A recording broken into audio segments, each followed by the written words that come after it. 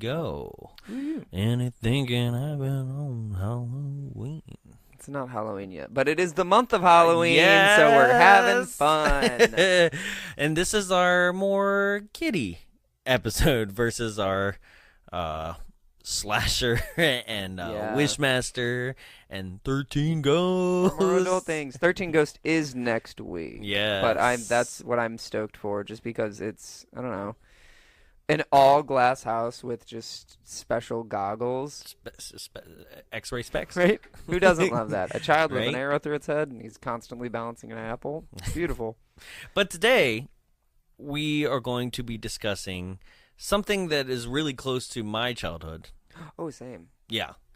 And I'm not going to be that hard on it, honestly. Yeah. Like, still love it just a little bit. Oh, all of it was like, oh, cool. This is what I remember watching as a child and being like, oh, I love it. But as a child, I also didn't recognize any sort of sadness in this movie at all. Mm-hmm. But there's no sadness. Yeah. There's so much non-sadness that we came up with 22 taglines. oh, we didn't come up with them, which well, is no, even no. more sad. Yeah, hold on. Are you the ready for company these? Did. Oh, I'll try. Okay.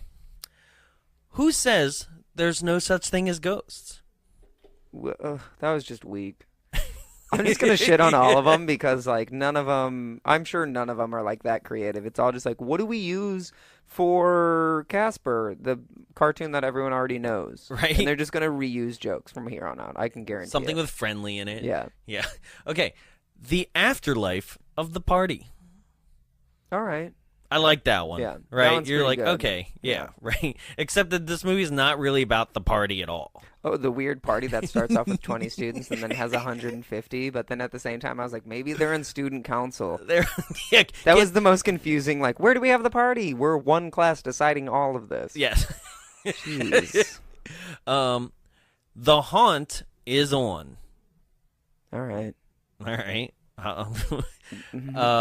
Something unbelievable is in the air. Oh, I thought it was going to be something unbelievable this way comes. Like something That wicked would this have way been nice. comes. Yeah, but that movie hadn't come something out yet. unbelievable is in the air. That's me after eating dairy. Okay, here here we go. Who did his hair? I thought you made that up. No. Who did his hair? Why? He doesn't even have any hair. What? He has hair for like that 1 second where he tries to like curly Q it. Oh, the 10 seconds before midnight that he's granted to be a human. Yeah, who did his hair? Who did Devin Sawa's hair? Who did that tagline? This is the longest tagline You are- already. Jimmy, you are fired. Like, I'd love to see in the pitch meeting, like, he made his poster, and then he, like, did a sheet reveal, and he's like, huh? Who did his hair? And everyone's like, get out. Get the fuck out, Jimmy. Oh, he's always talking about hair. Right. All right. Appearing soon. That must have been for, like, the teaser poster. Yeah. Yeah. I don't love it. No inhibitions, no limits, no table manners, no sheets. That just kind of sounds like... It sounds like a drunken night out. Yeah, I know. I was like, that's just me, like, after a bottle of wine, and friends are like, you want to meet up for dinner? And I'm like, if you bring me an Uber, I don't know. No sheets. Right? No inhibitions, no limits, no manners, no sheets. And they're like, can you get off the table? No sheets. God. Casper for life, bitch. Just naked. Hashtag friendly ghost. They're like, that's not what this is. Here's the next one. Coming at you. Just... I don't think... I think they were like, what if we just use every single tagline possible just so we can say we covered our bases? Right. Next one. Who's afraid of ghosts? Okay. Yeah. That's all I've got. Okay. Like, I'm really surprised that who you gonna call I haven't seen yet. Yeah, well, I mean, we're Well, not 'cause even that's in halfway the through movie. the list, Yeah. but also. Okay. Yeah, sorry. This one's going to be a long intro. It's not our fault. Blame Casper. Catch the spirit of the 90s. See, okay. I You I read saw ahead you a little reading bit? it and I read it a little bit, so I was like, I've already got an argument. It's not violently 90s. No, it's not. Like, I think the only thing that would really maybe date the it fashion, in the 90s... but if that. Yeah, the things that would date it in the 90s would be the CGI itself. Yeah. And the Which they're overly... it's family friendly. It wasn't bad family friendly CGI. No, it was actually considered state of the art at the time. Yeah. And the only other thing that could really date it in the 90s is that, like, plaid button ups. I don't know, flannel.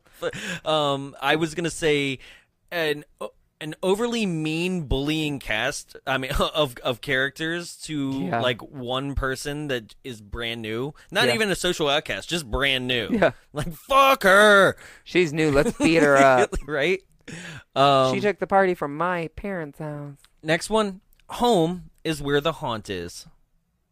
Okay. Oh, that's pretty cute. Yeah, that's like one that I would put on the VHS when I'm trying to sell it. And you thought your family was scary. Okay, so all of these taglines can't decide if they want to focus on like Casper and his family, or well, I mean, it's not even his family though. We'll get into that. I just realized that. I was like, where are the other three from? Maybe they were dead uncles. I don't know. That's what I thought for years. But it's also like, are you focusing on Kat and her dad, or are you focusing on like Kerrigan and her dude? Oh, like, I think who are you focusing on with these taglines? Well, with that tagline, maybe they're saying that them as a whole is a family unit now. Yeah. Right? It's like, see, this would be a really good Casper too. Yeah. And not the one where it's like the spirit Hillary Duff meets Casper. That's dumb. You ain't screamed nothing yet. I wish. I hope that Mike could pick up on that exhale through my nose. His nostrils flaring left and right, not even simultaneously. Oh, I know the other thing that was overly 90s. It was Digital Underground playing. Yeah. Oh, yeah. Okay, how about this one? Casper's in the house.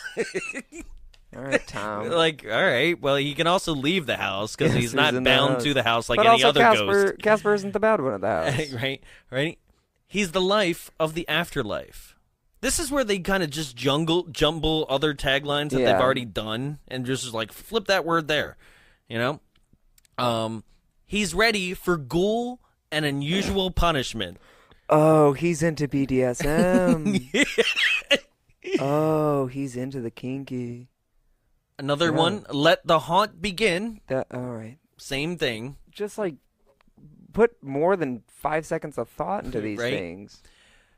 Sometimes all you need is a little spirit. Oh, because he's tiny. That one's pretty cute. And then super tiny at one point. Yeah. Like get an afterlife. Might be my favorite one though. Like for its time, 90s. It's lazy. I'm gonna call it like it is. It's lazy, but that's also probably why it's your favorite. Yeah. Thank you. Damn it. Yeah, they're hearing that exile. We're going to edit that? Yeah. Get an afterlife. Seeing is believing. No such thing as ghosts? I know. It's like, no such thing as ghosts? That's a weird. All right. Yeah. Our last one. And our last one, haunting season opens May 26th. That's not even a tagline. That's that's factual information. Oh, how did they come up with this many? That's the most we've ever had. Yeah. But that's a record, 22. Not like taglines. It's like taglines is. So, with 8 cameos, 8 in this movie, 8 unnecessary cameos, 1 ghost in drag, countless puns and references to other movies that we don't need, 2 Rube Goldberg contraptions, and a budget of $55 million, a box office gross of $287.9 million, with 6 out of 10 on IMDb and a 44% rotten rating on Rotten Tomatoes.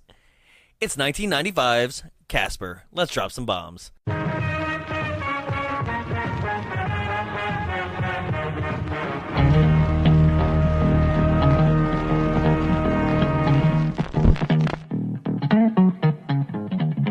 Dolomite is my name, and fucking up motherfuckers is my game. Tell them there is something loose in the city, something which feeds on wishes. Oh, hi, Rachel. What are you doing? I was just putting in your people.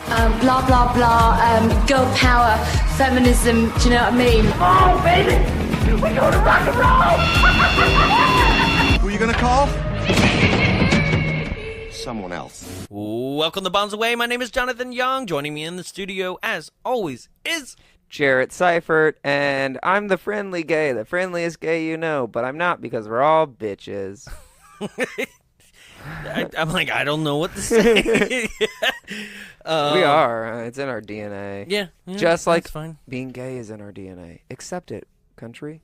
That's fine. But if you died, you won't remember that your past life. But you might if you're the villain. So it really depends on what you want. We are talking about Casper today, and the live action 90s. Yeah. Christina Ricci. That's my girl. Yeah. Oh, she's cool. Oh, yeah. She's super cool. She's always hip. Okay, my only downfall with Christina Ricci, I get a lot of Rose McGowan and Christina Ricci mixed up, which isn't bad because I love both of them. Oh, yeah. I mean, Rose is definitely, for me, as a straight male, more like, makes my loins. Yeah. I can tell. Yeah. I'm kidding. He's Jawbreaker. hard right now. I love Jawbreaker. Yeah. That's a good. I haven't seen that one in so long. That's where she's like fucking Marilyn Manson on a bed where there's a body underneath the bed. Ugh. Yeah. Very I think I saw that one when I was like They probably 10. did that in real life too. Yeah. And it was weirdos.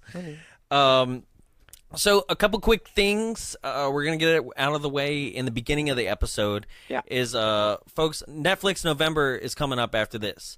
We're going to go ahead and put out our list of things that are currently on Netflix. Now, mind you, if any of these do disappear in November, you know, we'll go to what was picked next. Yeah. But also, you are on Netflix. Everyone's Netflix has that, like, it's awesome, it's personalized, so it'll give you your own things. If you see something that's on Netflix that you're like, well, it's not been proposed, on this list. Or if you just see something and you haven't even seen the list, we don't mind. Just drop us a line and be like, hey, Netflix November, do this. And this is just so people can see these movies and listen to us. Like, this is so, like, you can actually have the knowledge of the movie in your head while listening to us. Everybody wants to be in on the joke. So, like, we're embracing the fact lately we've been picking movies where it's like, hey, you can find it at least on YouTube, you know, and we're gonna go one step further and be like, everybody has Netflix, and if you don't, steal your friends. Yeah, basically. You can have up to 5 accounts, you know. Or really, I've got 2 more passwords for whoever's out there. Ooh. My mom and my brother on their Netflix, and we're like, well, okay. My brother changes my mom. No, my brother just uses mine. My mom, my brother changes it to Poop. Nice. Her name is not her name. It is Poop. Thanks, James Timothy. So we're going to release this list this week. And then we're going to ask you as a listener to go to our Facebook, because this list is going to be exclusively voted for on Facebook, because they have the whole, like, actually little voting things that you can set up. And we're going to ask you to kind of vote for your favorite that you really want to hear. And then we'll trickle it down. The top, I don't know, like 8 will go into the next week, and then the final, like, we're looking for 3. Because it's Netflix November, but 1 week's got to be dedicated to our Thanksgiving episode. So we're looking for 3 for November. Thanksgiving. Some things that are on there, such as Wild Wild West, and Night Shyamalan's The Village, Zombies. It's like zoo-ombies, like zombies. Like that one is like a newer film with like zoo animals that are zombies. I'm into it. Small Soldiers, Scooby-Doo. Yes, both of those. Blank Check. Oh. Judge Dredd, the older one with Stallone. Spawn, Charlie and the Chocolate Factory. Kind of not excited about that one, but I feel like somebody's going to pick it. Yeah. Modern films. Deep Blue Sea, Sky Captain and the World Tomorrow. Oof. Catwoman, Zombievers. Cowboys versus Dinosaurs, Mr. Magoo, Free Willy, Fern Gully, Ants, Twilight. Twilight would be great. Yeah. Hotel for Dogs, Magic Mike, White Chicks, Boat Trip.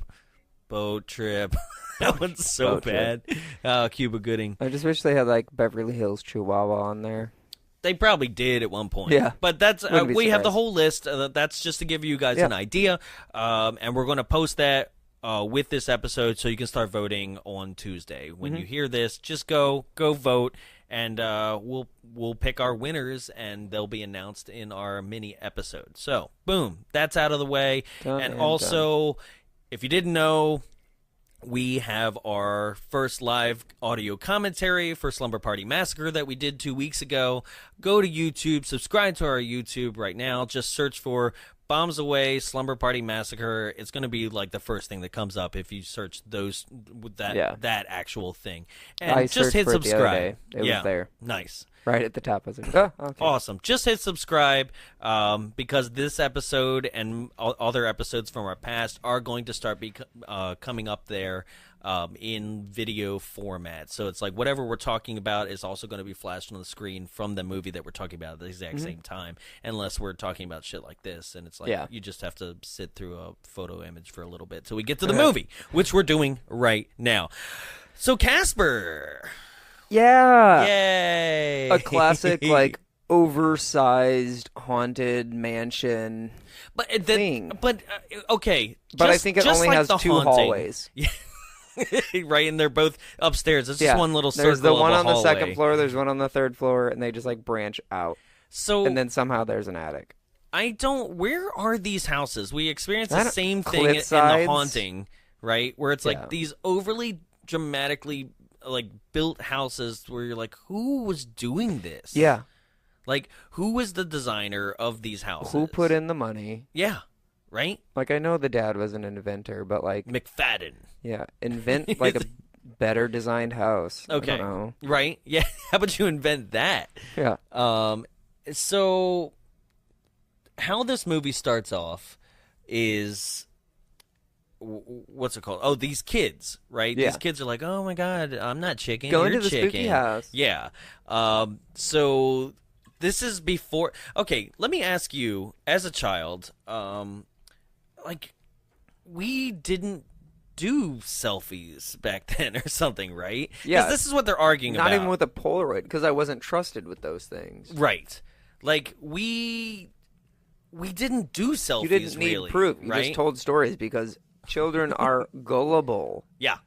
Right? You look up gullible in the dictionary, and it literally There's says just a like kid. Children are gullible. It doesn't even tell you a definition of right. gullible. Yeah. They could have made it up. They could have brought something from it. Yeah. You know? One kid's like, I need to prove that I'm here. Well, but I can't take the picture because I need to prove I'm here. Right. And I'm like, that's what I think. Yeah. I'm like, you guys never thought about selfies or anything? Or maybe it was the fact that it's like, we don't know. We don't have a lot of film, so we can't. We can't each take get a this photo. wrong. Yeah, I was like, how do you only have one photograph? We can do one.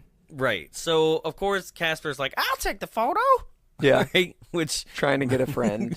my Casper impression's going to sound like somebody we know the whole time. He, Sure, guys, I'll take the photo. And that's how the movie starts off. Oh, yeah. Right? So then we switch over to... legal proceedings. Oh, my God. Kerrigan. So, Ben Stein, once again, like, how does this happen for Ben Stein throughout the history? He's the guy just out of nowhere that is... Oh, how do I even put it? It's just like a guy that shows up and it's like the same joke in every movie. He did it in Son of Mask. Dull, boring guy there doing his thing. Right. Kind of going through the motions. And it's comedy because he's so dull. Right. But it's but it's only ever done by Ben Stein. Yeah, I'd like to imagine that Ben Stein they're has all in the 15 of same himself. universe. Oh, yeah. and it's just Ben Stein, and he gets a different job where he's a museum curator in Son of Mask, but before that, he was a lawyer doing will readings. I like that theory. Right? And before that, he was a teacher in Ferris Bueller. Like, that's been his job, like, just throughout the ages, is to be boring. Yeah. So then we are introduced to Kathy Moriarty's character, which... Kerrigan. Okay. What kind of name is that? All right. Kerrigan and Dibs! Dibs! Dibs! Dibs! That's all she does the whole movie. Dibs! Dibs! Get over here, Dibs! Right? Why does she sound like she's been smoking for 50 years, even though she's always probably 30? Sounded this way. Have you seen her in other stuff? Yeah. No, I know she's always sounded this way, but it's just kind of like she looks... Okay, she's one of those people that looks simultaneously young and old, but she also sounds like she's constantly a cigarette in her throat. I don't remember what movie it is, but didn't she, like, she has the voice and the look enough that, like, I'm almost positive she was supposed to be playing a drag queen. Oh, in a yeah, movie, it seems right? like she is a drag queen. It's insane. Okay, yeah. I don't know what it is. It might be soap dish. It's something like that. But, like, I'm almost positive that she has played, like, a female that is pretending to be a drag queen. And, yeah, in this one, too. She's just, like, scratchy cigarette voice. I've never really liked her in anything I've seen her in. Right. And this is no different. Yeah. But although Eric Idle is killing it comedically in this movie. Trying his best. It's there are so many scenes where it's like you see something that's about to happen to him, and then in the next scene it's just like he has the physical representation that something just happened to him. Like there's the scene we're about to get to. So like they go through it's this whole like lawyer proceedings of what Kerrigan is left in the will from her father. Right. And she finds out she is being left Whipstaff Manor, which is like a dick joke in itself. Whipstaff? Whipstaff. It's called, what is it when you smack him in the face? Dick slap? Yeah, dick slap. Dick slap manor? Dick slap manor. All right. Which is Whipstaff Manor, literally. Whipstaff, dick slap. Dick slap manor. So she gets the mansion, and she's like, why do I need an old mansion? Right. Wow. But then somehow, like... Which is another trope. Yeah. It's like, how about you just kind of... be happy you got an entire mansion. Yeah, because I'm pretty sure you're going to find something there. But I'm going to derail us right now. Okay. Why does this man own this mansion? Why does her father own the mansion? Is her dad... Casper's dad as well, and she's siblings with Casper, or did this guy buy the mansion from Casper's dad? Okay.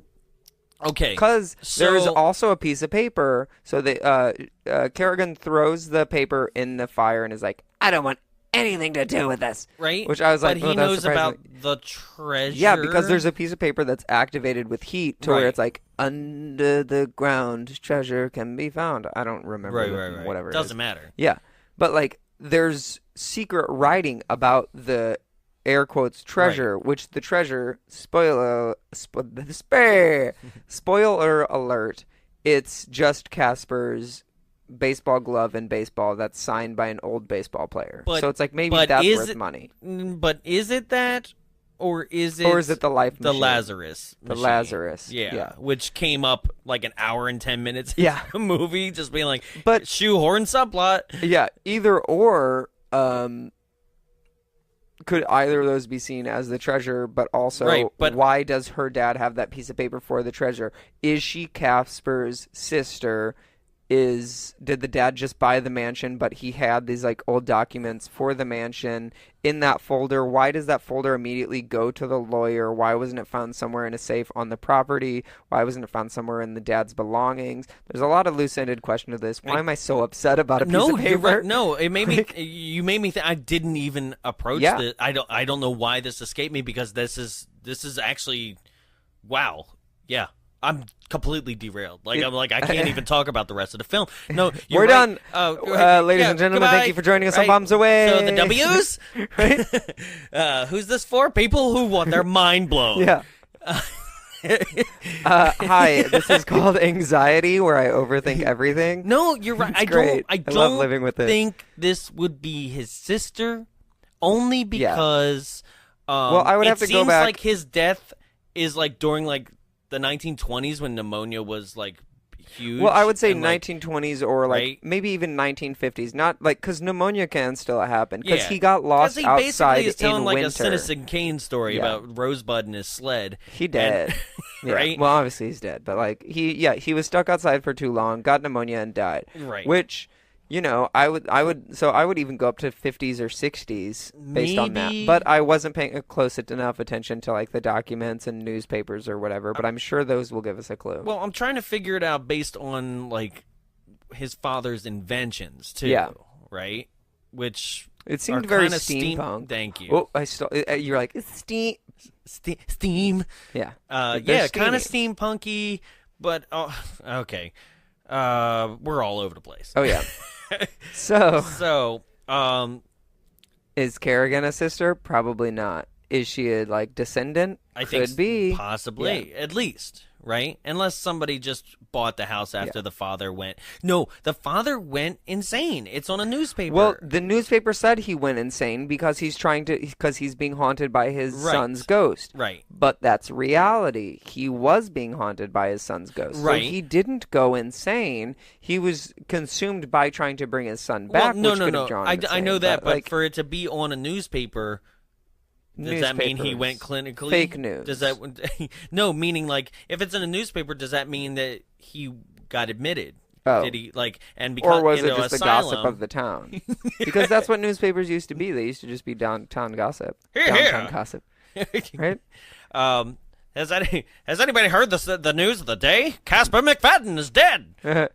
He died. He got real cold. Who names themselves as Casper? Right?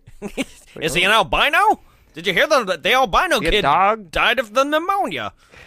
He was blonde. The pneumonia. The pneumonia, exactly. He died of the pneumonia. Now his crazy inventor quack father is trying to bring him back to the dead. Waxper McFadden. I don't know what his name Here, get your newspaper. is. Ew, nosepaper? Newspaper. I thought you said newspaper. Extra, Anywho. extra. Read all about it.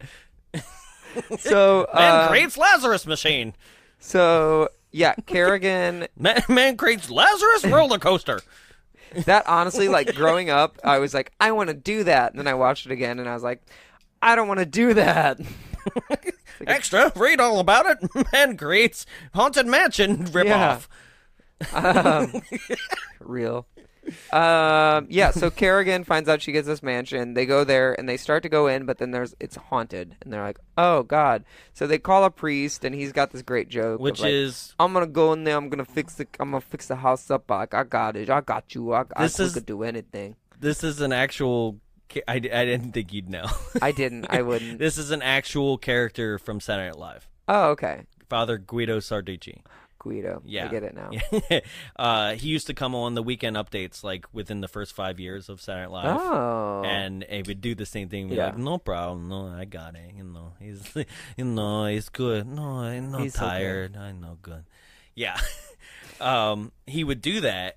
And this is the same bit, which is funny because it's like you get two first 5 year SNL alumni within like a minute. Yeah. Right? Because you get this, and then then- you have Dan Aykroyd. Who are you going to call? Somebody else, right? Which is right now a part of our opener. Yeah. Like that's kind of my favorite line. But he's like comes out with a mustache. Right. He's a kind of creeper, like 90s mustache. And like so we have established that Casper is part of the Ghostbuster universe, I guess. Yeah. But also like why didn't he handle it? Like, they've dealt with Zool and, like, a giant Stay Puft Marshmallow Man. Maybe he just couldn't do it solo. Right? Bill Murray somewhere being like, fuck that. Yeah. I ain't doing this. Right? Nah, that's for you. Winston's like, I seen shit that will turn you white. So, Yeah, so they get like all their gimmicks in, and then they're like, it's not Sure. gonna work. And then it flashes over to Casper, and he's watching the news. Right? And Hard Copy decides that before they run their Dr. Harvey story, they're going to talk about the Pentagon Playboys for a second, which I was like, what is that? Like, okay, what do you think that story was about? Because that's the story I want to hear. They were like, Pentagon Playboys, more at 11. And I was like, what? I would assume that Pentagon Playboys is either. Well, it's just Trump's sons. Like, just... Well, I thought it was gonna be like like Playboy has naked girls, so Yeah. it would just be like the girls that sleep with White House people. Oh. Okay. Yeah. Or Pentagon people. Yeah. Yeah. Yeah. Well, you made it not fun. I know. I made it super boring. I was like, all right, cool, shutting that down. All right. So I love how Dr. Harvey makes a joke here because they're introducing Dr. Harvey, which is Bill Pullman. Yeah. And not Paxton, by the way. Yeah. Bill Pullman, the president from Independence Day. And his daughter, Kat, or short for Catherine, because Hard Copy is hardcore exposition. But they right also here. say something they're like, with his loner daughter. And I was like, you mean with his loser daughter, short for Catherine.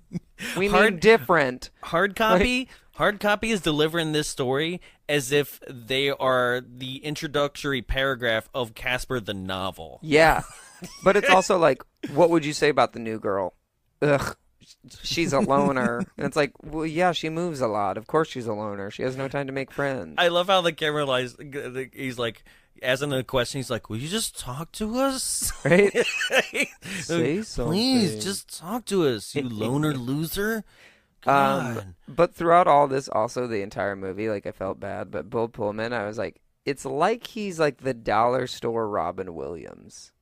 Oh, in this? Yeah. In this, I was like, Is it because of the sweater? Yeah.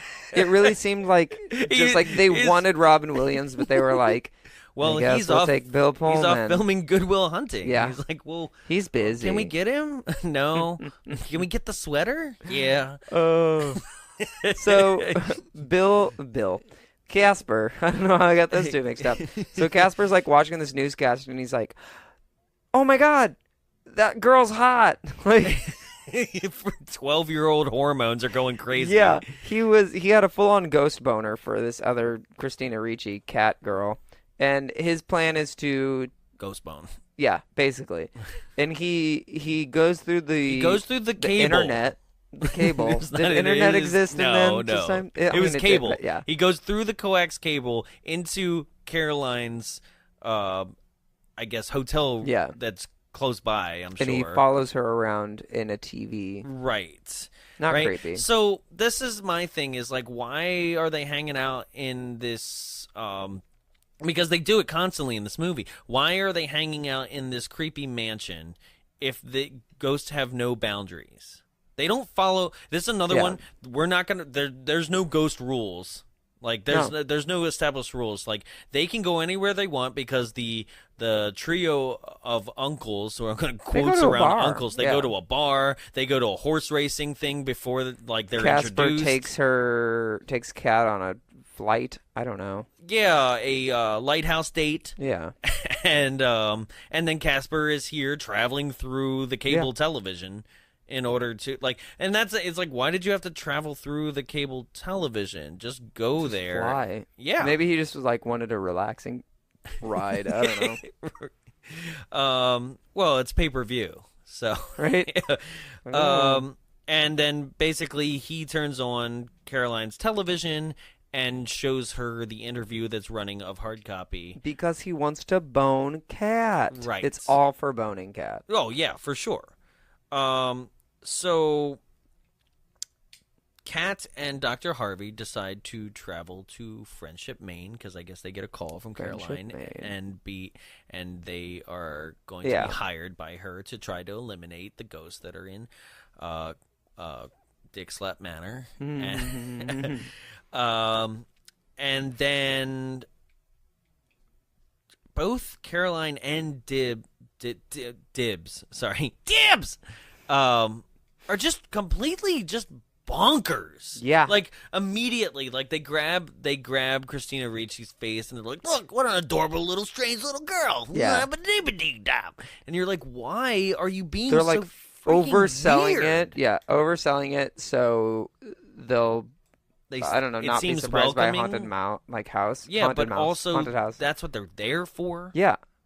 Right? The only Like- people they should have been overselling it to is the construction workers when they were trying to tear the place down Yeah. a couple scenes ago. You know? They're the only ones that they needed to sweet talk. On Like the everybody terrible else is set. there knowing what they're there for. Everybody else is there. Yeah. Right? Being like, you're going to see a ghost. Yeah. Which is strange later that once confronted with a ghost, Dr. Harvey seems like he's never seen a ghost before. Because he's supposed to be a ghost psychologist. Right? I'm like, are you a fraud? Right? Because it almost seems like this is what ghosts are. Or are they just ghosts? Yeah. Are ghosts only cartoon caricatures of real people in this house? Exactly. Right? They're just So- normal ghosts elsewhere. So, does Dr. Harvey only wear one cardigan throughout the movie? Or was I crazy? Well, he wears a more military green one when he's a ghost. He's like constantly wearing that cardigan, which I'm not upset about. I was like, oh, this is probably why I love cardigans. But I was like, don't you need to change clothing day to day? Well, he basically is taking it's not as much of a psychologist as it is a beatnik poet that's trying Yeah. to sleep with co-eds. Yeah. Like an English teacher. Yeah. It's an English teacher that's way past his prime, still trying to sleep with college students. That's what he looks Basically. like. So they get introduced to the house. They like pick where they want to sleep. Kat meets Casper. But not before seeing the Yeah. uncle's bedroom. Yeah, she sees it and she's like, stinky. They stretch. carved Yeah. their names, which would not have. That's what their names were in real life. Yeah. Like your name was just Fatso.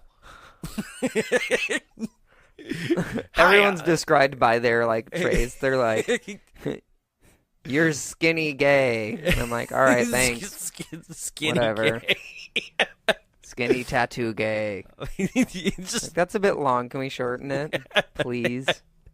and that's I for the life of me, before I watched this, all week I've been trying to remember the third ghost. I could not remember Stinky for the life of me. Like Stretch, Stinky, because he's the Stretch, leader. Fatso, yeah. yeah.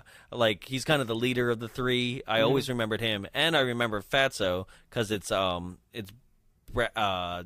Brad Dourif. Is that what it is?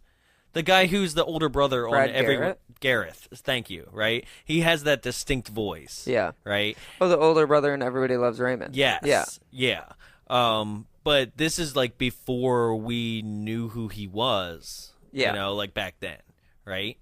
You know, when you really think about it. Yeah. When it's Oh, like yeah. we It's like, know oh, that's now that we're like, voice. oh, that's Yeah. that brother, that's that guy, that's that voice. He's the monolith in all the night at the museums and Yeah. stuff like that, right? But you know, tracing it back, this is like an earlier role before we Oh, yeah. knew that voice was going to be iconic. You know, it's the same thing as the guy who plays Joe on Family Guy, and he's like in everything. He's also in that's Soarin' over that's California. I can't think of his name now. I know, right? But like he literally is the same Yeah. thing where it's like you're in everything. Yeah. But you have at a the good time, voice. yeah. He's the coach from Kim Possible. yes. Right? So yeah, she picks her bedroom, and immediately Casper is just creepily like. This is another thing. Like Watching. he can decide when he wants to be solid matter and not. Yeah. Right? Because like a box gets dropped on him in the closet when he like tries to reveal himself, like, and that crushes him, and then he becomes like a pillow for her. Yeah. That she beats up. But then other times he's like when she's like, "Can I touch you?" He's like, "Yeah, sure," and passes right through. Yeah. It's like, like, all right, you don't cool, realize never you've actually mind. been touching him this whole time. Yeah. Right? He's just like, "Oh, she touched me. She touched me." Yeah. You know, it's like really weird. Like, It's the rules, odd. what are the They rules? don't. Yeah. Right? They do not happen. Because the rules don't exist. Apparently, you can make finger guns, but real bullets can come out in this movie. You can turn yourself into basically anything you want to. Yeah. Right? Your ghost tail can have a microphone attached to it. Like, it doesn't matter. So where are we? He says hey to Kat, and Kat passes out. Right. Well, she screams, right? Yeah. And then Dr. Harvey comes in, and they both see Casper. Yeah. And then they're like, ghost! And I'm there's like, the whole what? goofy interaction between Everybody has everyone. a Scooby-Doo-esque encounter with the ghost What's at a first. Scooby-Doo house? Yeah, that's true. So Right? But that's the kind of thing, I can't tell when this movie wants to be for adults and when it wants to be for children. yeah, Because all the sadness is directly themed for adults. I was like, Right. oh, great, cool, crying again. yeah, the sadness is for adults. Clearly, the Ghostbuster references for adults, Yeah. and nobody you didn't even get I the didn't. Guido and I've watched this Sarducci. since Yeah. childhood. And then they say "bitch" more than once in this Oh, movie, in 5 minutes apart, if that. I was Yeah. like, oh, okay. right? They said, "What the hell is that?" at one Yeah. point, and I'm like, I don't know why you guys don't know what a vacuum is, but then again, Right. I don't know when you died, so that I could forgive certain things that happen in this movie if other things were established. Yeah. You know, if I'm like, oh, they died in 1910, then I'd be like, yeah, sure, they don't know what a vacuum is. Yeah. You know, but the fact that they make topical references through this movie as if they're the genie from Aladdin, Right. I can't figure out what the timeline is. No. I can't figure out what it's going on. It's like they pick and choose because they're trying to make references for adults versus other things. And that's the thing is I don't understand why this movie tries so hard to appease a certain audience and then goes the other direction 5 minutes later. Yeah. I don't think they even thought of it that deep, though, to be honest. Yeah, no, I was like, you're right. I think they were just we just want to make people happy. Yeah, we just want to make people laugh, which is like I said, I'm It's a picking cute, fun it. film, but I'm it's picking what? it, but yeah. When you analyze it, you're like, hold on. Why? Who has this house? Right, because the uncles come home at this point, right? Yeah. Dr. Harvey locked Christina Ricci, Cat, in a closet, and is like, I'm gonna go find the ghost myself, and be brave. And that's when the other three come home. And he's washing his face. Yes, so all three of them jump into his mouth. Yeah. He passes out or something. From fright, something like that, or maybe they hit him. I don't know, but he's passed out, and they jump into his mouth and basically possess him, right? Which means that they can. Are they morphing his muscles and his face to look like know. Clint Eastwood, I think they're just or it's just fucking with him. projecting? Right. Yeah, right. Okay, so this movie was produced by Steven Spielberg. Oh. Yeah, right. All right. So. He was supposed to have a cameo. He was supposed to be one of these face morphing things in this moment, right? And it got cut for time or how it was delivered. But he was supposed to be one. So here's the lineup here, and none of it really makes sense. It's why did you choose these actors and these references? Because it doesn't really. It doesn't add up. They don't even all. Do their own catchphrases or anything. Yeah. They're just there, right? Yeah, because okay, first it's Clint Eastwood. Actual Clint Eastwood, does a cameo, and his face morphs into Clint Eastwood, right? And you think it's okay, well, if we did that, maybe, he's gonna do, do you feel lucky? Or something. Right. No, it's I'm gonna smack your face, bitch. Or something like that. You're like, what? Then Rodney Dangerfield. right? Left field. Left field. And then Mel Gibson? Yeah. It doesn't even say anything. It's just I look handsome. Yeah.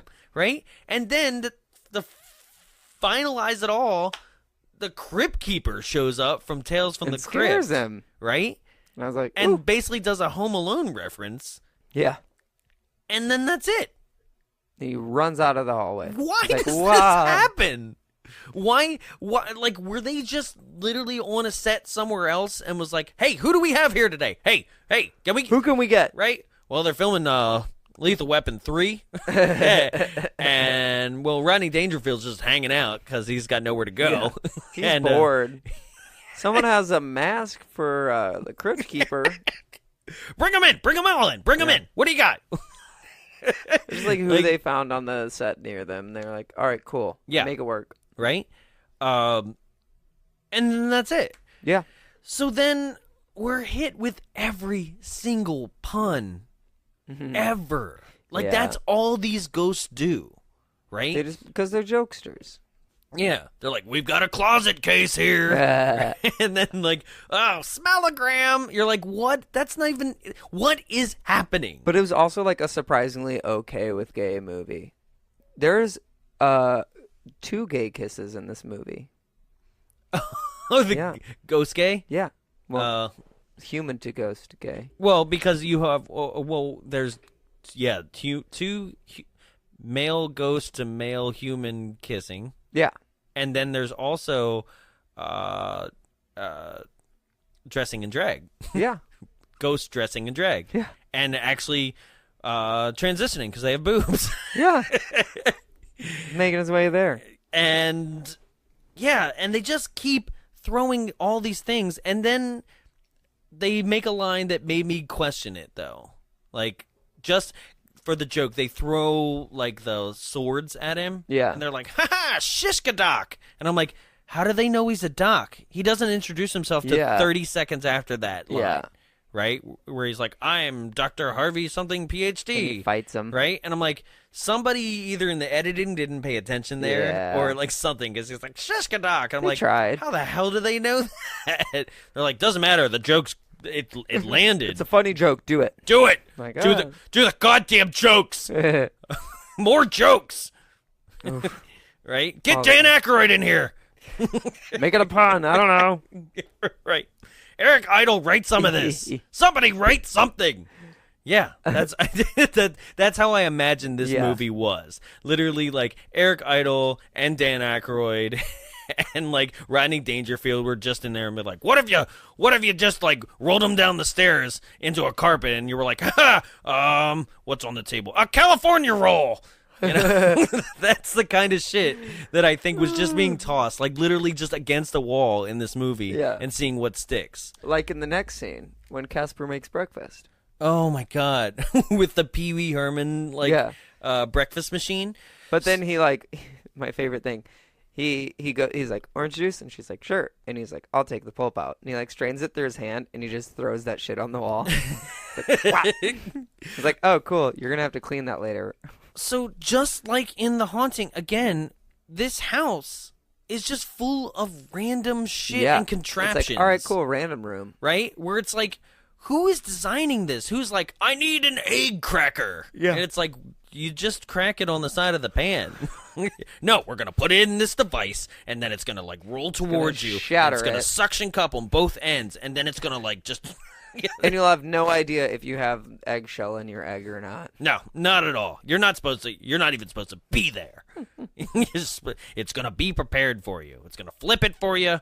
There's going to be a ghost with a spatula hand. I don't like sunny side up. And he's like, all right. And he turns his hand into, like, a fork and spins it, like, twice. He's like, whap, whap. It's done. Like, that's just breaking the yolk. What? Oh, God. So. Do. Oh, you're singing the song already? Because it comes up. So, and this is where she also asks him, like, what does it feel like to be dead? Yeah, this is when the sad music starts. It's very, like, it's very quiet, and it's like, da, da, da, da. La, la, and he's like, la. I don't know, kind of cold. Like, no, I have the actual line. He goes, you know that feeling, that tingling feeling when your foot falls asleep? He's like, that's what I think it feels like. I'm like, death to you feels like lack of circulation?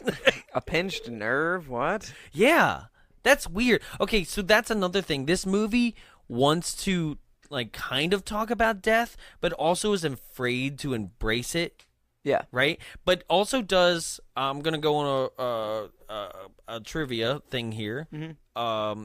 Did you know that the 60s comic, Harvey Comics, Harvey, by the way. Oh. Yeah. did you know that their backstory for Casper was that he was a ghost who was born a ghost by ghost parents? Well, that doesn't make sense. That's fucking weird.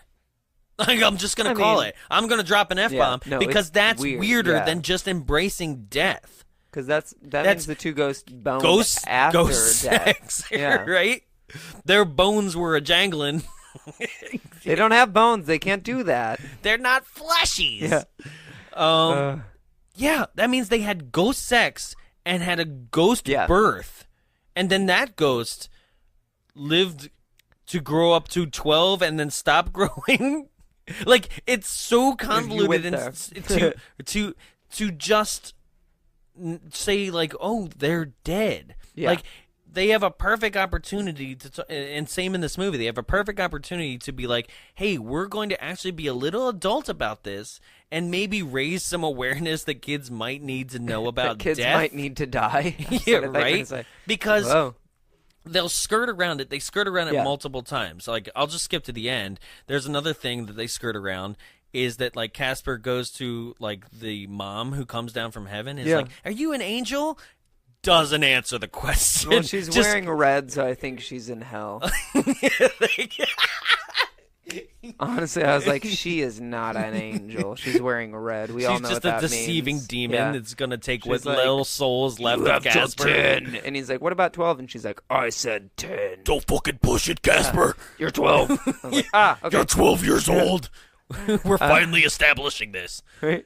So Kat, she has her breakfast, then she decides to go to school. You're 12 years old because Devin Sawa looks 14. Right? We had to make it match the age. All right, anyway. So Kat goes to school for the first time. She's like having trouble with her locker. But wait, breakfast, real quick. Oh. The uncles need food? Oh, yeah, the uncles have their sugary breakfast, which I was like, if you had teeth, they'd be falling out. But, I mean, they'd fall right through them, just like this food does. But they managed to chew it, but then it doesn't go anywhere. It goes directly just down to the ground. On the floor, which is just a trip hazard. Yeah. Yeah, it's the same thing as, like, okay, if that's the case, why are they going to the bar? See, I was like, maybe they, with the food, they eat the food just to, like, feel it or whatever, because then there's in Pirates of the Caribbean, they're like, we don't even get the good taste of food because we're dead. Like, that's my Captain Barbosa. I don't know. That's pretty accurate. But, like, they talk about how it's like Jack the monkey. We're like, they're dead and they can't even enjoy the spoils of food because they've been dead. So but they still want to. But they still do it because it's like they're Bill Cosby we're trying. drinking the scotch and Ghost Dad, and it spills right through him. Yeah. Yeah. It's like they're still trying. Okay. So, another weird joke. I was like, that's also off color and inappropriate. Kind of. It was like, I feel like I'm Oprah on hiatus. Yeah. I'm like, Jesus. Like, oh gosh, poor like, Oprah. Just making fun of her weight problem. I know. And then also here is a Nike product placement. Oh yeah. Like, it's just shoehorned in for no reason. You know, I'm shoehorned in. Which makes me question is, like, did they pay? Like, did Nike pay for that product placement? Because the movie itself doesn't really have any other, like, obvious product placement. So it's like, was that they choose to just put a Nike swoosh onto the sneaker, right? And we're talking about, like, he turns his head into a sneaker and punts Casper's ball head. It's like, yeah. So, yes, now she goes to school. And she meets Nick. She's having trouble with her locker, and Nick's like, no problem. I had that locker last year. To where I was like, did you get held back? Because I never had a locker in the same area that I had the previous year. Oh, no. Unless you were held back. I wasn't, because I thought I knew how to do the brain thing. Don't. But he's I not managed necessarily to grow up. bright. Yeah, I mean, he is not. wearing a purple book bag. What's wrong? I mean, just... he can't be like the cool kid she's crushing on. And what's wrong with purple? Purple's a great color. It's one of my favorites. I mean, my sports team is purple, but it's not something. My sport team. Yeah, I know sports. Right. Totally straight. He's lying. Sports. So she meets him, and she's like, I immediately have a crush because he talked to me. Right. And then they... But, I mean, that's also Casper's MO in this movie, too. That's so. true. So then she, Nick, and like a bunch of other students are in a class that is... Yeah, because that's what school is. Yeah, and I guess this is because this was a thing in the 90s, because I remember my sister talking about it, but I never experienced it. Mm-hmm. But it's homeroom. Yeah, I had a homeroom I didn't. my entire...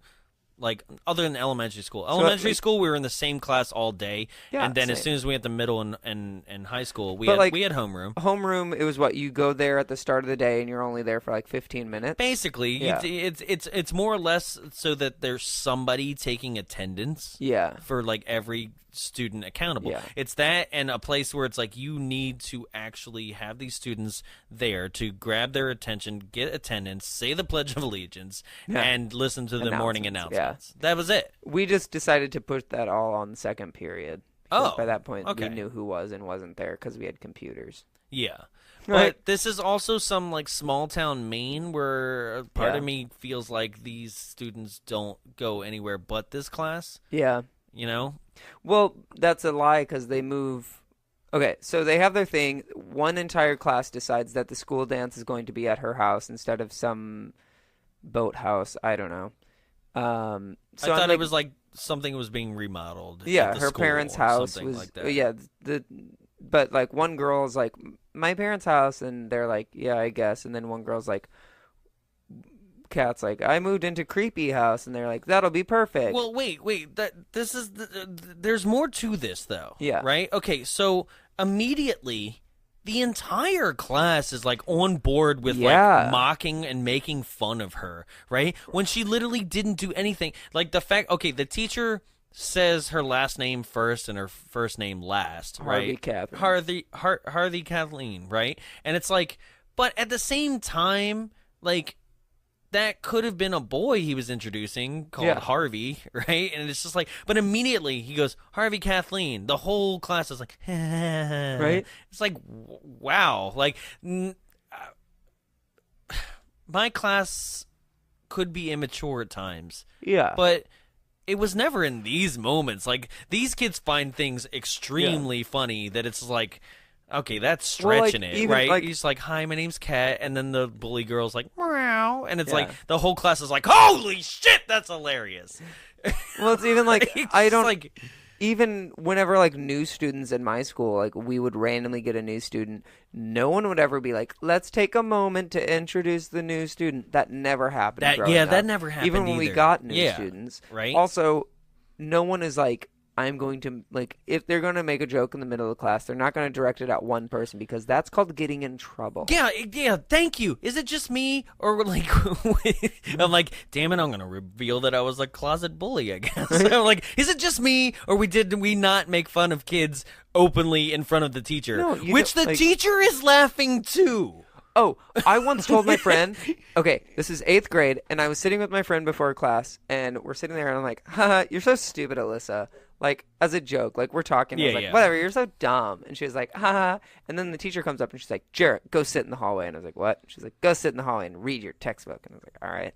So I went and sat in the hallway, and then this teacher came out, and she was like, do you know why I sent you out here? And I was like, no, but you did it anyway. And she was like, you called Alyssa stupid, and that was really mean. And I was like, she's my friend.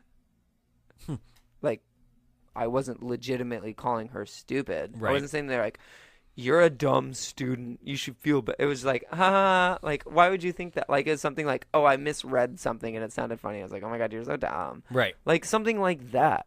There was like, oh, okay. Like, unintentional, and I still got in trouble for it. So even intentional, I would never, because I would not have even gotten sent to the hallway. I'd be like in, I don't know, the principal's office. And never do it openly in front of Yeah.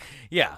No. But this one does, and the teacher is laughing. Yeah. Like, she goes, meow, and he, like, it cuts to, like, a wide shot of the entire class, like, right? Cuts back to Kat, and the teacher is directly over Kat's shoulder, and he's laughing too. It's like, great teaching skills, thank you. Right? Which this teacher reminded me of, like, the black math teacher from Rick and Morty.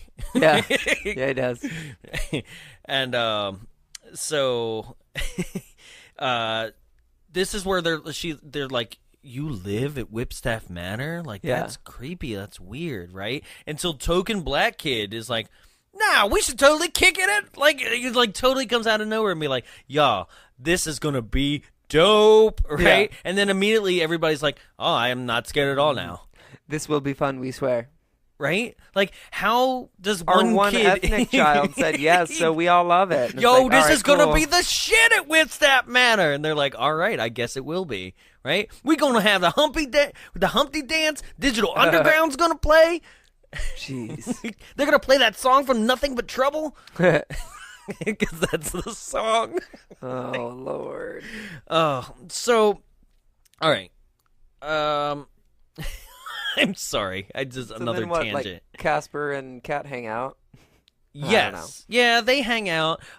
We get a little more exposition on this is where the ghosts, the uncles, which okay, I'm going to do it right now. For years I thought they were his uncles, right? Yeah, is it same. said that? No. I don't know. Actually, I don't take my word for it. Right.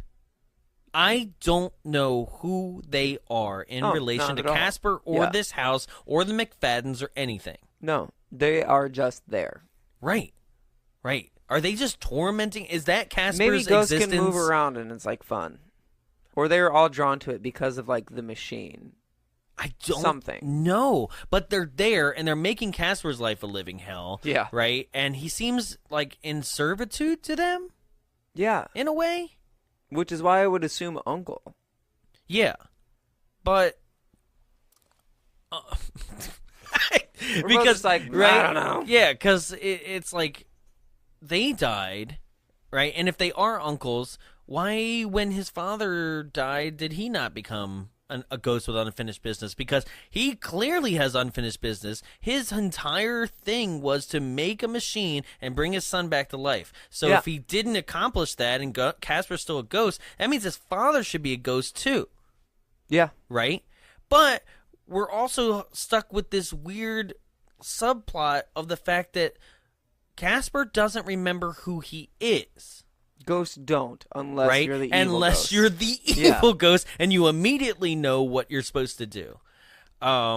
So, yeah. All right. So, yes, this is where we get more exposition. Casper's hanging around with Kat, because basically the boyfriend. Not the boyfriend. Her crush. Her crush has now asked her to the dance, and Casper knows the dance is going to happen, and he is like... But he asked her to the dance as a gimmick, just so they could, like, be mean to her. Right. Yeah. Yeah. So now Casper heard about that, and is trying to convince Kat, like, take me to the dance. Yeah. So once again, he basically... First, he's like, I'm a mini toy box, right? He's like, I'm a good dancer, as she opens up. And like, she's totally blowing him off with every single one. I don't want to hear it, Casper. Right? Like, I have a real boy that likes me, so goodbye, new friend. Which is weird, because it's like, this is another time where I don't quite understand how much time has actually passed. Yeah. Right? Because this, like... He seems really obsessed with her. Well, he always has been, right? Yeah. But also, in a thing that's happening parallel to this, Bill Pullman, Dr. Harvey, is like kind of depressed and walking around, and the three ghosts are like, we can't have you depressed. Like, let's take you out for drinks. And they seem to like kind of care about him. Yeah. Right? And I'm like, what transcribed from we're gonna play a joke on you and pretend that your dead wife's come back from the dead and like we hate you and we hate fleshies to, oh my god, he's our best friend and we're gonna make him a quartet now. So like he's going throughout the house and he's like pretending to pack up because I think Bill Pullman, he does a thing to where it's like, I'm gonna fake them out, I'm gonna make them think that like I don't actually care. And then they get upset because they're like, wait a second, like, we loved playing with you. And that's that kind of weird thing to where it's like, were you bullying someone or were you playing with someone because you wanted that attention? Right. Right? So it's like, I don't know why I did that. Like, right? Yeah. God, so obnoxious. But they did that kind of thing to where it's like, I'm going to tease you because I like you. And I Right. think that trio did that to where it's like, we're going to pick on that person because we want that person here, but if they run away, like, whatever, like, we're still having fun together in our group. Right. But I guess there's not enough teasing or playful scenes that happen to establish like where it got from like we're gonna try to Beetlejuice you out of this house, and scare you to like to now we want you a part of our group, our family, our ghost family. It's just this weird like thing where I'm like, I don't know how much time has actually transpired here. Because it seems like a day, right? Maybe two. From the time also she's like, hey, you can use Whipstaff Manor as a Halloween party place to Halloween party, right? Seems like a day. Yeah. It's like that was quick. Like I can't quite figure out the timeline there. But Casper, in order to I guess gain sympathy or something, is like gets his movie reference wrong, turns into like Super Casper, and then says a line from Terminator. Come with me if you want to live. If you want to live. And I was like okay. All right. Right? And I'm okay with them making these kind of references because like they do establish that he does watch TV. Yeah. So, but at the same time, I'm like, get it right if you're going to do it. Yeah, he watches hard copy. Yeah. He watches hard copy, and what was the other thing? There was a cartoon, but before that, there was something else that was like, it was Mr. Rogers. He was, that's our eighth cameo. And it was kind of sad because he was like, you love friends, don't you? She was difficult, but a friend. And right. I was like, it was so sad. I was like, just give Casper a friendship. Right. Just let him be happy. He's a ghost. He's literally the friendly ghost and has no friends. The friendly ghost, but the friendless ghost. Casper, the friendless ghost. The friendless ghost, he's a loser. The loneliest ghost you know. It's so sad.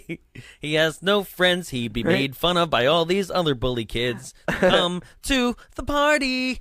Okay, so he picks her up and floats her out the window, and they go and have a conversation about the fact that he doesn't remember his mother or his father or anybody as they sit on top of a lighthouse, which establishes that when you die, you don't remember who you were or anything about you. I guess unless all your toys are set up. Yeah. And then everything comes flooding back. I love it. So she goes into the attic before she sets up all the toys, and it's not like she opens the door. It's like, and it's literally like sound effected in. So it's like, like she kicks the door in. She's like, this door is difficult. And it's like, also, if you want to like contact me for doing sound effects, you can find me at Jarrett.d11. I'm kidding. I do love sound effects though, but it was the sound effect made it seem like she kicked that door in. Also, I have a note something about he turned into a dog, but I don't remember. I don't know. Oh, you do now? I do. Okay, I fully remembered after reminding myself. So Casper and her are having their moment, but she's like drunk off adrenaline and having fun and flying, and she's passing out, and she's like, Casper, hold me. But then Casper starts to like hug her, and she's like, okay, so there are two things here. Casper says, the first time he says it, it's the creepiest line ever, can I keep you? This is it. And I was like, ooh, that's creepy. Okay, this is the iconic line that people remember. Like, okay, so here's the setup. First he goes, she's like dozing off, right? Meanwhile, they just gotten back from it's this weird like kind of pan up, and they're both laying in bed. And I was like, did he ghost bone? Right. Like, it's just weird. Her hair's a They're mess. Like, and then he's just laying there, and he's like kind of staring into her eyes like you like would if you're like creepily boning somebody and like infatuated with them after you just had sex. Like it's like that, right? And she's like half asleep and is like, if my mom were alive, would she remember me? It's like, well, apparently not. So there's that. Well, if she was alive, she wouldn't be dead, so I'd hope she'd remember you. Right, yeah. Right. And then, oh man, she says one other thing, and something like, if I I got that line wrong. He says after that one, he says, if I were alive, would you take me to the dance? Yeah. Right, and she's like, yeah, whatever. Well, no, he goes, if I were alive, would you take me to the dance? And she goes, Casper, it's cold. Can you close the window? No, that's after this. Oh, it is? Yes. Okay. So, because it gets, I'm is this building when she goes, the creep. Casper, hold me, or something like that. No, that's weird I too. don't know. Casper, snuggle. Make love to Casper, me like one mattress. of you. There it is. Welcome to Bombs Away, and goodbye from Bombs Away. Casper mattress. This has been brought to you by Casper Mattress, the friendliest mattress you'll meet. He then goes, she's like, yeah, he's like, would you take me to dance? She's like, yeah. Right? And then he goes, Cat, can I keep you? Right? I was like whispers what? it. It's like, Creepiest thing. I'm about to steal your soul. Yeah. I'm Casper the Friendly Ghost, and I'm here to keep you. Your soul is mine. Right? And she's like, Whatever your heart desires, I will give it to you. Like, take me to the dance or I will steal your soul. I will keep you into the bowels of this house. right? So then, like, and then kisses her yeah. on the cheek, and she's like, it's cold. Can you close the window? That's why she says it's cold. Yeah. Because his And cold... it's so sad because he's cold, and meanwhile in the background it's like bum bum bum bum na na na na na na na na na dun dun dun dun dun. It's the most beautiful music. I love it. It's so sad. And then he turns Written into by a dog. Amblin, who also did American Tail and Land Before Time. That's why it's so sad for you. Land Before Time. True. Sadness. So yeah. Then this is my note about a dog. So then Casper decides it's best to not cuddle with her, but to do a dog curl at the end of the bed. He's like, meow, and just like lays there. Looks like like all right, little lap dog, cool, lap ghost. He just looks like a poop emoji Right? anyway. Just... So then she goes, she kicks the door in, she finds toys, she sets them up, and the Yes. ghost, the three uncles, air quotes around uncles always forever, they take Dr. Harvey out to drinks because they're like, we need to loosen him up. Like, and oddly enough, Do I they feel like, take the bar hostage? okay, so I don't know if I thought either they scared initially. There was a hold on. guy I'm gonna- sobbing. Yeah, okay, well... Okay, what? I've tried starting a sentence 18 times, and I've stopped myself 17 times. Trying Like, to- okay, wait. Well, no, 22, but and listen, you have okay, you have another wait, tagline. Hold on. So, okay, so initially, I thought they scared everyone out of the bar, and then you see the guy in the background. Just let's just scene by sobbing. scene it. Yeah. So they're So at a Bill bar. Pullman is There's singing karaoke tonight. karaoke. Yeah. Hand-drawn karaoke signs Yeah. everywhere because they can't afford things. I Yeah. guess it's in Friendship, Maine. Yeah. And then there is Nobody cares about Maine. right? No one likes it. It's whatever. It's too far away from everyone else. It looks like a weird glove. Yeah. So, Here's a weird Canada territory. right? You're basically Canada. Give it up. Yeah. Sorry, Maine. We love you, I guess. Whatever. So yeah, it looked like everything in the bar is turned over and just disheveled. There's no bartender. Yeah. But there's one guy asleep at a table. He's not asleep. Well, he is at the start. Oh, okay. So then Dr. Harvey's singing, and then the ghosts are like, cool, great, like, thank you for being here, but, like, we want to make you a ghost. So they each pick up different things. There's a gun, there's a broken bottle, yeah. and No, there's a spear. There's a gun. There's a gun, there's a spear, and I I thought guess a broken bottle. was it a broken bottle? Yeah. Okay, I just watched it, so I just assume everything's a broken bottle, because Yeah. that, like, it's a stupid comedic moment where the kid from Stranger Things breaks a bottle, Oh, I love that and then moment. is like, what the fuck is a broken bottle going to do? And he just, like, throws it off to the side, like, no, I'm an idiot. Yeah. He also is the kid that cusses a lot, so he's pretty Yeah, cool. yeah. But, so they're all like, we're going to kill him, but then, like, Dr. Harvey says a lot of, like, heartfelt things and is like, you're the first friends I've had in forever. I don't know. He talks to him, which Yeah. is pretty nice of on. Yeah, like, he's on his part. drunkenly befriending them. Yeah. You know? Which is the best way to befriend people. Yeah. You make such good friends when you're drunk. I didn't like Jonathan before I drank with him. Yeah. I hated him. I'm kidding. Still does. Still does. It's true. I'll hate you forever. But I'll hate you the most. I stare at you across this microphone every single week. Wishing I could kill you. So that we can become ghost friends. Yeah. Forever. With a bulbous head and weird eyes. Nothing that makes sense. Okay. So but you're going to wear a hoodie on your ghost. because certain ghosts wear clothes for no reason. Oh, I would love to be a ghost with a hoodie. I would always be comfortable. Shorts and a hoodie is the most comfortable outfit. I know, or a button up. I'd unluckily be that ghost who's like, "Oh, I'm naked." Because the I would hope not. 4 out of the 5 ghosts in this movie are naked, apparently. Well, ghost naked. Yeah. Yeah. We're getting into ghost logic, which Right. doesn't exist in this film. No. Okay, so we'll finish out the bar scene. We'll go back to the toy scene. Yeah. Yeah. So the bar scene, the 3 ghosts, Stretch, Stinky, and Fatso, they are deciding that they want to have Bill Pullman, Dr. Harvey, be their friend forever. And they're like, we're going to kill him Yeah. to make him be our friend forever. Sure. Then Dr. Harvey's like, I love you so much. You've made me realize that, death makes me want to live now. I don't really remember what he said because it doesn't matter. No.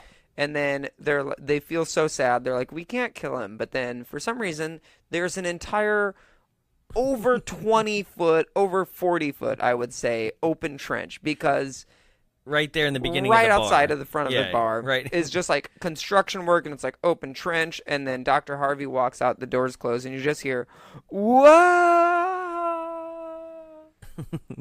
And he keeps falling for a good 5 seconds. Okay. Not even. But there's so much noise to where it's you don't even hear him hit the ground, but you hear him say whoa forever. Yeah. To where it's not that's an open trench. That's an open sinkhole with an extra expansion. They do not 1 but 2 Disney villain death in this movie. Because that's how Disney kills off all their villains. Falls. Yeah, Right? falls, but you don't see them splat. Right. But that's... But we'll get to the second one. Right. So both kills in this movie, deaths, right? Because now we're going to embrace death. Yeah. In this moment. And we're not going to talk about it. We're just actually going to show it. Oh, never talk about death. No, you don't talk about it. It just happened. Yeah. Right? So, meanwhile, Casper, who why doesn't he have a pinky? Okay. Well, that's what we're getting to. Okay, so He's in the we toy finished the bar room. scene, right? Yeah. So toy soon. Casper remembers everything. Hootie. He's like, His "Boo, train my named train. Hootie. Hootie." Wait, he doesn't have any more blowfish because those No, all died. no. They would have been too old. That's a stupid joke about Hootie and the blowfish. Yeah. No, I was there. Okay. I couldn't. I know, but I had to shame myself, so I would never make that joke again. No, I in my comments I was like, create Hootie and the Blowfish joke, and then I never did. I did it for you. We complete each other. There you go. This is why I have to kill you, and then myself, so we can be ghosts together. She also asked in here, "What is it like to die?" And he goes, Yeah. Another where we're gonna avoid this and then create something like, stupid. Going to sleep? I don't know. It's like being born but backwards. And I went, what the No fuck one does remembers that mean? that. Yeah, nobody remembers being born. Yeah. But backwards? So dying is like going back into the vagina? Right? Whoa, I never wanted to go in here. Stop me! Stop! Just being sucked in. Is that death? That's is literally that the gay writer's man's nightmare. Is that Death. the writer's Also being interpretation 30. of death? I hope not. But backward. What does that mean? Right? That's the vagina sucking you back in. He's like, well, look at me. I look like a fetus. Yeah, he does. So basically, Christina Ricci sets up the entire room, and she knows where to place everything somehow miraculously. And she sets up there's this weird families will do this thing where they put handprints in stone, Right. and it's a circle, and it's oh, remember when you did this when you I were think this my age? parents did it with my feet. Yeah. I'm never a fan of those things. It's what now you know. And what they the size bronze of my their baby feet were. shoes, too. Yeah. Okay, That was a thing. That was an 80s thing. Yeah. you're gonna beat someone to death Yeah, with it's them. weird. You're gonna turn them into nunchucks. It's weird. You're gonna sink someone to the bottom of a lake with them. What That are you was gonna the- do with bronze That was shoes? good. Yeah. So yeah, and there's a hand thing. Which beforehand, beforehand, this is the stupidest joke. Beforehand, you notice it's right on par with this movie. You notice that like the ghosts have 4 fingers. Yes. And so like Casper goes up to this handprint and he goes, I used to have 5 fingers. He goes, I did used to have a pinky. It's so stupid, but I was like, they're self-aware. Because it's selective memory. But it's also like, it's so dumb. Like, why did you give the ghost 4 fingers? Well, because the cartoon has 4 fingers, the original cartoon. But it's like they realized all this stuff, and then we're like, oh, shit, we'll just poke fun at it. Like, we made a mistake. We're just going to, like, make fun of whatever happened. Right. I had 5 fingers. So Casper remembers everything now because he sees some toys from his childhood. So immediately he remembers his mom's wedding dress. Right. And it's like, and he's like, oh, wear this. Yeah, and she's like, this is perfect for that more date costume I was looking for. Because that's what she asked her dad for earlier. It's like, I was thinking more of a date costume. A wedding dress. Right. Hey, let's go on a date. I'm going to wear my wedding dress. It's our first date. I'm going to wear this old-timey wedding dress. And but it's even like Casper slips it on. And it's just like, it's one of those tragic moments in a film to where it's like, they have to make it easily put on in that moment, and then they fit it in a later scene. Yeah. So she's like, it's perfect. And it's like this baggy-ass clothing to where she's like, I look like I have 0 shape at all. Like, yeah. And then later it's like a form-fitted dress. So, like, it eventually turns out fine. But, yeah. So, after this... he remembers everything. He remembers his, like, this triggers, he's like, I remember my mom. I remember that I basically went outside to play on my sled, and I didn't come inside when my dad told me to, so then I died of pneumonia. Yeah. Right? And then he's like, oh, I also remember my dad went insane trying to bring me back from the dead because I was haunting him, and and he's an inventor. So he made this crazy roller coaster shaving cream machine. And which, like, it seems like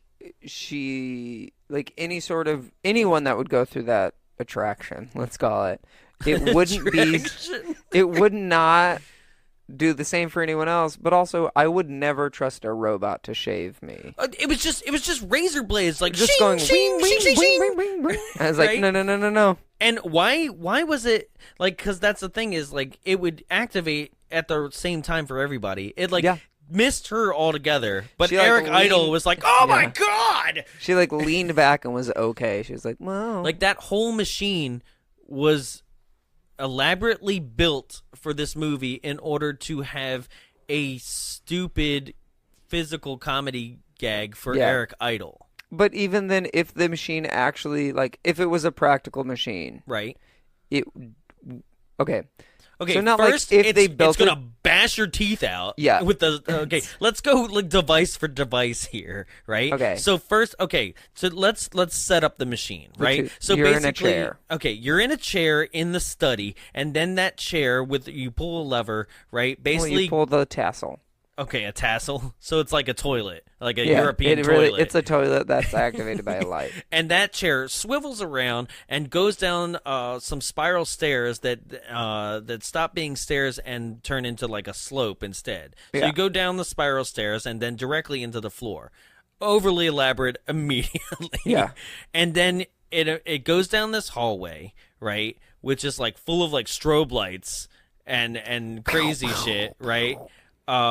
And then first it pads your face with like powder. Yeah, first it powders your face with like 3. It just punches you in the face like, right? And then immediately a toothbrush comes up. And meanwhile, you're going on this, like, rails. It's basically like a haunted mansion, chair, slowly moving forward as these devices are coming at your face, right? So, like, but it doesn't seem like the devices move forward with you. So wouldn't your face be getting, like, crushed and, like, by the toothbrush, and your teeth are getting smashed in? And that thing, it's not getting in your, it's not doing proper hygienical dental work, because it's not getting in the back of your molars or anything. It's for incisors only. That's all that people care about, apparently. Those front teeth, right?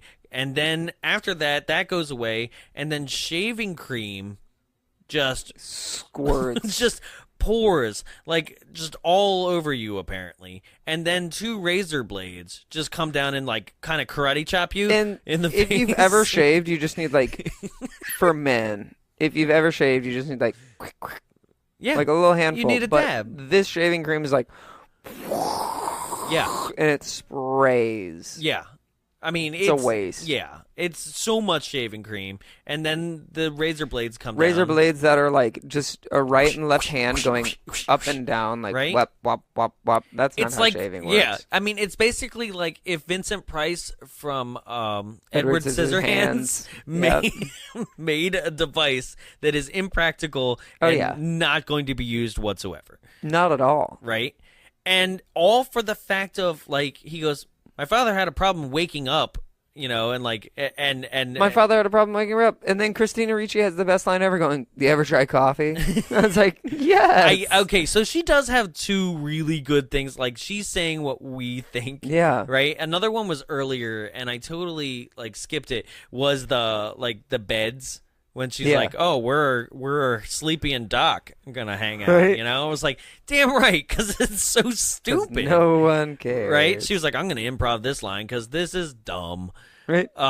So this contraption is all to make sure that you are properly groomed when you go to work on your Lazarus machine. Your ghost machine. Yeah, now what is a Lazarus machine?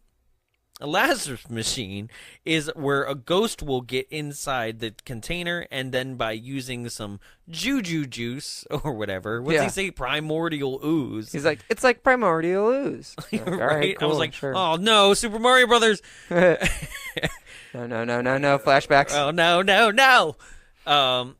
And he will use this ooze to make somebody human again. Yeah. Right. Does not make sense. So meanwhile, back to Kerrigan and Dibbs.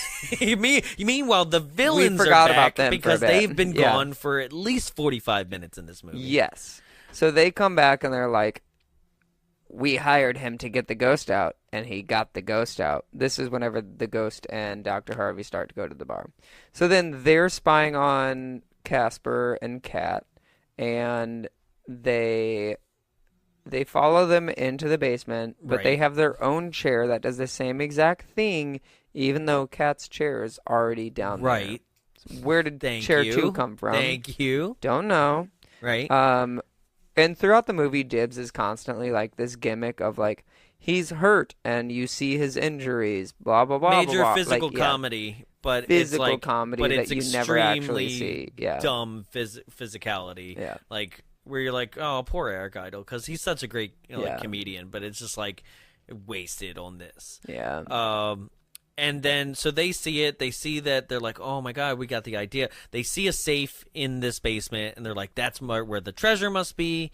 And they're like, but there's no way into the safe because they try to open it when it's obviously a combination safe, right? Yeah. They're like, oh God, can't open it. And you're like, Yeah. it's obviously a combination safe. Why'd you even try? And it's not even one of those moments in the movies where it's like, the combination was Casper's birthday.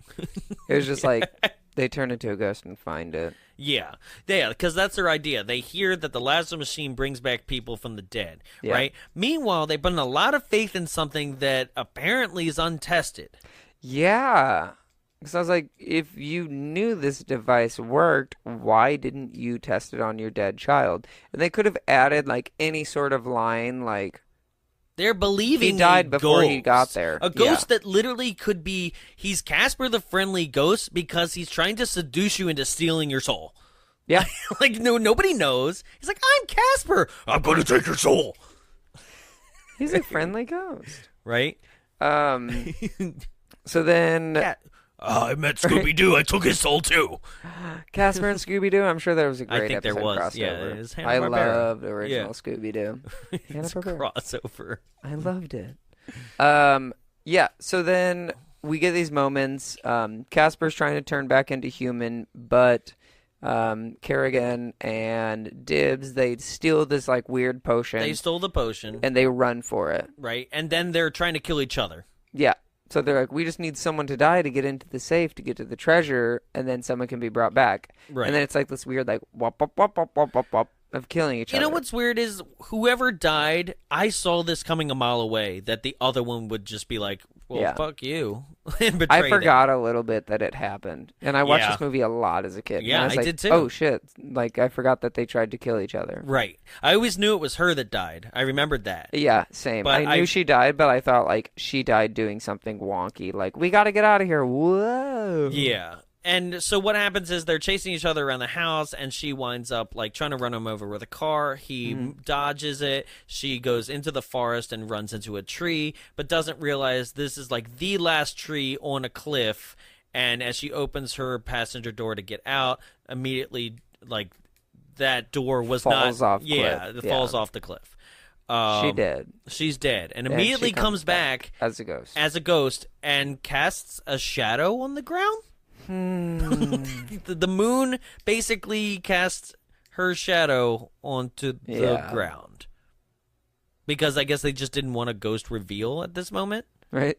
We don't want to show you how shitty our CGI is. Right. There's a shadow on the ground, and so then they go back into the basement, and Kerrigan gets the treasure chest out of the safe, but does the safe comes open? I don't remember this, and I know, I was you know like, where I'm going, right? I don't know if they just like pulled the thing through. I think the safe flies open. Yeah. Right. Okay, but how? Ghost hands. Because with her ghost body, she can look Pick into the lock. Yeah, exactly. Yeah. She can use her ghost tail to turn into a Something key like and that. pick the lock. Right? And she has the treasure chest that was in this safe.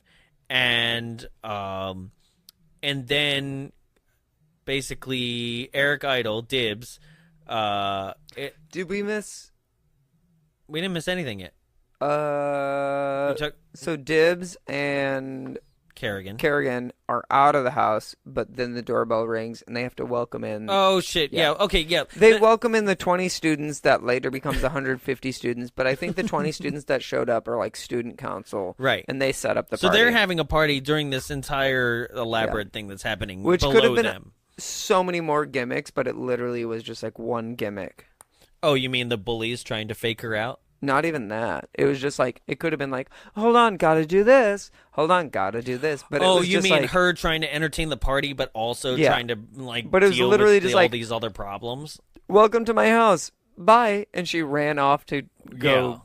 fix everything else. Yeah, and somebody been like, that girl is weird. Yeah. Nothing, right? So that was the only small sidestep. But so then we Lordy. we get back in. 5 more minutes of this, and I'm gonna get mad. So we get back into the basement.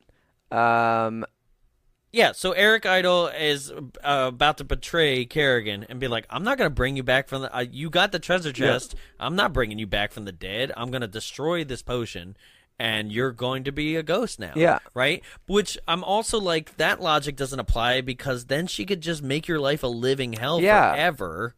You know, until you die. Like, Yeah. the people seem to do things in this movie not thinking about the consequences at all. Yeah. Like, one of us is gonna die, and we have no idea if this machine actually works because clearly Casper's still a ghost. So Right. maybe it never worked, and we never heard that McFadden made some magical Lazarus machine. So like, I guess it never was tested. So we put a lot of faith in that, and then we put a lot of faith that like.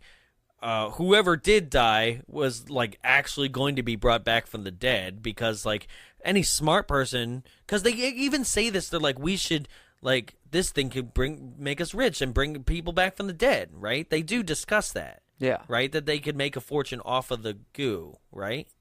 Did they? I Or don't was that think they- just me no, thinking they didn't- that's what they should No, do? yeah, they talked nothing about it. To where it was like, why don't you just like analyze the contents. You have the deed to the house, which means you own anything that because this is a line where it says possession is 9/10 of the law. That is something that's said in this movie, and they have possession of the house and the deed, which means they own everything in it, including this Lazarus machine, so that they can claim copyright law to this machine that could bring people back from the dead. Yeah. Pretty sure you could charge a hefty price. Yeah. For said machine. I got nothing. Boom. Podcast over. Done. but instead, they have a party. It's done. They're obsessed with what's possibly in the safe, which could be nothing. Yeah. You know, like I don't know. The bad guy cred just goes out the window. Like at this point, like it doesn't make any sense. But here she is in a silky black ghost dress, with her clothing somehow, screaming at the top of her lungs with her cigarette voice. And Dibbs is like, I'm not going to save you, and tries to break it, but she punches him in the stomach, and he goes flying out the window, and we never hear from him again. And then Casper's like, wait, you have unfinished business, which like makes her admit that she's like, no, I don't, not now. I have everything I need. I have the treasure. I have this, I have that, and it's like that makes her admit that she doesn't have any, and she passes on. Right? Yeah. So we literally saw somebody actually pass on. Yeah. Right? So Casper starts to go into the machine. He's like, all right, cool, my turn now to become a human. But as this is happening, Kat's dad, Dr. Harvey, and the three ghosts, they come back, and they're like, this is where Dr. I thought Harvey died. And this is where I was like, oh my God, this is where I made the actual poet, like beatnik poet joke, because he seems like in like 2 shots he almost looks like he has a soul patch now, right? Like he has a ghost soul patch, but then that goes away as they do a close-up. But once again, confusing, because Kerrigan remembered everything, but he remembers nothing. He doesn't remember her, but until she does a pinky promise, but thing. It's not a pinky for him, it's a ring finger, because he has no pinky, right? And then, like, because he's making stupid, like, stoner jokes, like, boop, pull my finger, right? And you're like, how did you get dumb, too? Yeah. Like, God, the rules of this movie make no sense. They're all over the place. Right? But she makes him remember. Yeah. Because of the pinky, which and then, they never pinky promised before or anything. Did they? Yeah. Oh, God. When he was like, all right, I promise if this doesn't work out, that's like, we'll, right. yeah. Okay. So. But that part didn't matter. Casper gives up his opportunity to become a real boy, like Pinocchio, and puts Dr. Harvey back in it, and he becomes human again. So, once again, another plot line that really has no stakes because it's easily solved. Yeah. Right? And then the party begins. We're back to the party. Like, none of that mattered at all. So, yeah. So, Kat goes back to her party. Kat is, like, sitting in a chair. Right. This is where they're playing Digital Underground. Yeah. All around the world, same song. Yep. Sorry. Okay. No, do it. Feel it. Feel your right? roots. Another, because that's a direct link to Dan Aykroyd again. That movie, that song was made for Nothing But Trouble. Yeah. It even has the organ part that Dan Aykroyd plays. So one day we're going to do that one, I promise. Oh, no. I can't wait for that one. So Kat's sat at the party, and then we randomly flash She's to like Casper. a girl on the bleachers at a high school dance, right? So we flash to Casper, who is upstairs in his attic room, and letting a choo-choo train pass through his mouth. Just deep throats a choo-choo train. That's what I do. Right? And then there's a giant white light. I was like, huh? I like to see what I can fit. Right. So there's like a glowing light, and a lady comes down, and it is Kat's mother. It's like an alien invasion real quick. It's Kat's mother, and Casper says, "Are you an angel?" And she's like, "Not going to talk to you," but she's wearing all red, which is where I'm like, she's a devil. He goes, she's a demon. "Are you an angel?" Right? And she goes, "That was really nice what you did at the with the Lazarus machine," right? Yeah. And I was like, oh, we're just not gonna say yes or no So that because we means don't she's want to. not an angel, right? But we also don't want to like acknowledge like Yeah. religion as well because now we're getting way deep in this movie. Are you an angel? I'm in red, so you know you kind of interpret it how you want Lady to. in red. Is dancing with me. Is that a song about a guy dancing with a sex worker? I think it's about a guy dancing with an angel, not angel. Okay. I'll take it. So, she's like, I'll give you your wish of becoming a human, but only for one night. And he's like, till midnight, like Cinderella? And she's like, till 10 p.m. because you got a curfew. Yeah, You're she's 12. like, Cinderella wasn't 12 years old. I'm like, I'm pretty sure he's like 100. Yeah, I was like, he's lived a while. Right? But also, why give are you him putting, 2 more yeah, I know, like, why are you hours. putting time limits on this? And of course, it's 15 minutes from now. I would give you till midnight, but we're in like Eastern Standard Time. We're watching so- a lot of our budgets, so we can't really allow. Sorry, like that would put us over our numbers. But okay, so does that mean she gave him like 20 minutes? No, that's what I'm saying. It was only like 20, 25 minutes at most. Right? Because He had to shows go. up. He has to pick up a costume. Yeah, he shows up. He's in like a puffy pirate Yeah. shirt, right? And Not even immediately- matching costumes. Like, Right? come on. If you're going to go as a couple, make your costumes match. Well, but I guess it could be seen as like a real redux maybe of his Will mom Turner and his dad were Elizabeth, pirates. Right? And then like immediately approaches her and then has a dance, right? Which is what is it? I'll make your wish come true. I'll love doing you. I always wanted to Remember float me. 6 to 8 inches off the ground with the guy after that. I was like, I want to have a dance where I float with someone. Always remember me. It was, that was romance of my childhood. I was like, if you're not floating off the floor Right? with someone, He you don't literally, love them. Like the crowd parts ways, and I was like, everyone "It's Mr. stares Steal at Your them. Girl." Yeah. Like, Everyone's like, let's watch these two white people dance. Devin Sawa just taking my childhood crush. Yeah. And then they have a like floaty dance, and then like, how does she not know something weird's going on? But he's like, "Can I keep you?" Right? And she's like, Casper? "Oh my God, it's that same creepy line again. It must be Casper." And oh geez, I don't know. At the same time, the angel, not angel, lady in red wife reveals herself to her husband, Dr. Harvey. Which is actually like a pretty sad scene because he's like, I want you here. And she's like, I can't be. Right. And then he's like, okay. And he's upset because he's like, am I being a proper father and stuff? Stuff that's like not really questioned or addressed prior Don't to make this. her wear a shirt under her bathing Under suit. the bathing I was like, what? suit. Who does that? Oh my God. Like, because the other two were kind of legitimate. I was like, yeah, father would probably pick up the other end of the line, you know? But yeah, the shirt underneath the bathing suit. And don't make the shirt be like, you know, like one of those, like, I am a female body wearing a bathing suit that's underneath an actual bathing suit. Because, like, that's weird too. Like, and don't let it be like one of those Big Johnson T-shirts. Yeah. Remember those? Yeah.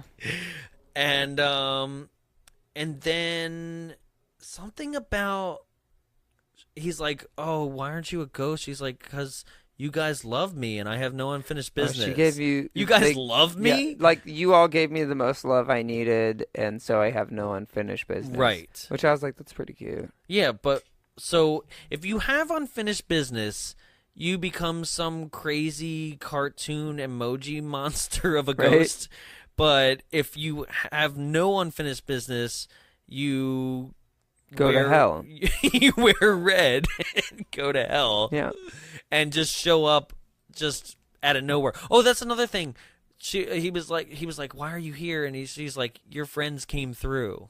Like, and They proved like, their promise. Yeah, and I was like, did they promise anything? When did they get a heart? Yeah. Like, everybody has a change of heart and a change of character for no reason. Yeah. And so the uncles went and got her, right? But that's weird too. So they can go to heaven and get people and be like, yo, I need you down here real quick to make a house call. Hey, right? get over to the Dick Slap Manor. We need you. But they can't cross over to heaven themselves? Yeah. Like they can just make phone calls? Like, I need a favor, right? Help me out. I'm going to need you to come down and change a little boy into a real boy and come see your husband because he's really not taking it well. Like, it's just weird. He's sad. Right? Yeah. So, Casper, because it's been 20 minutes, turns back into a ghost. And everyone at the party's like, right? And like has Tim like Allen. their hair is blasted with like a air cannon. Wow. Ah! And they run out. And then they're like, end movie. Like, that's it. They're like, we dance, we have fun, and that's it. Right? And they just dance to Little Richie. Mm-hmm. Right? It's Lionel Richie. No, not Lionel Richie. It's Little Richie. Right? Little Richard. No, Richard. The daughter, Nicole Richie. No. You're just being an ass Yeah. now. They danced to Nicole Richie. So, wrapping this up, did you also notice that basically the bad guy's plot, Dibs and Caroline's plot, is the same plot as the bad guys in Addams Family 1? Yeah.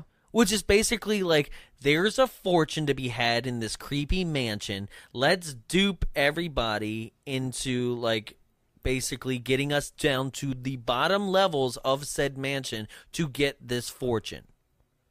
Same plot. Yeah. Same like with Christina Ricci.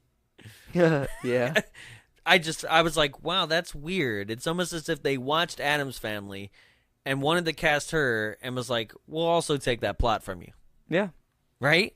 That's what they do. It's literally a really bitchy woman and their doofus like sidekick counterpart, which turns out to be Christopher Lloyd in the Addams Family, duping everybody around them into breaking into the basement level of a creepy mansion house and getting that fortune.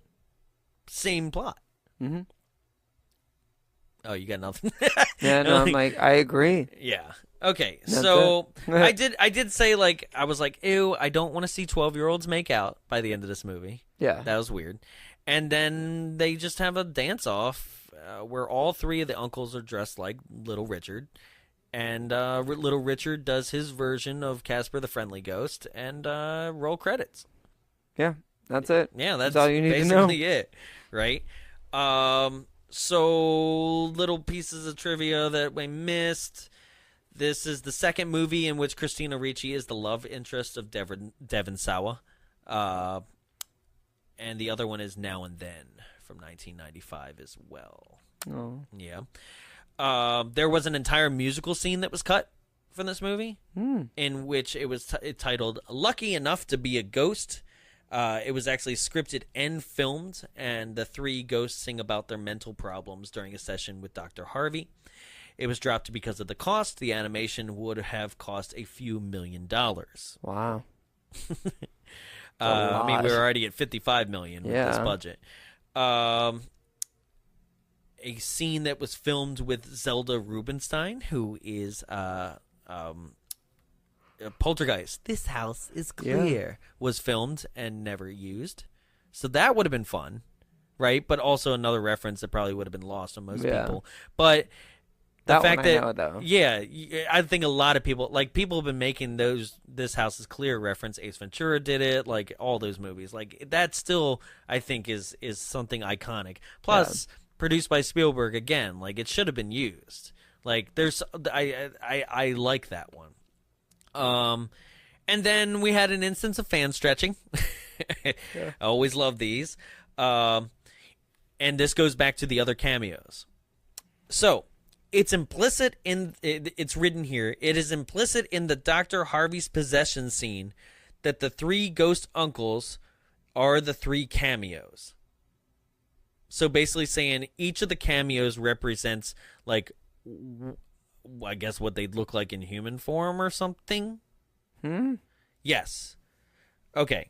So basically it's saying it's implying that the 3 ghost uncles are the 3 cameos. Each of the actors representing one of the ghosts. So basically, Stretch is Clint Eastwood, Fatso is Dangerfield, and Stinky is Mel Gibson. All right. Right? Fan But stretching. not That's what I really, said. yeah. Fan stretching is where there's a fan of this movie who wanted to get attention on IMDb and wrote a trivia fact that, like, So who's doesn't the Crypt really Keeper? apply. Yeah, who's the Crypt Keeper then?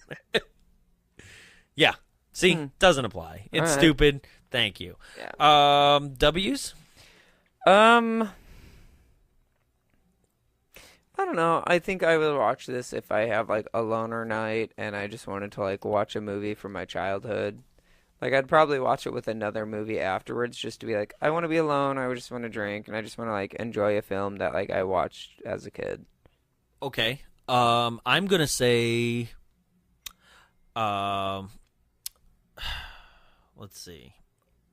I would say if you have children. Mhm.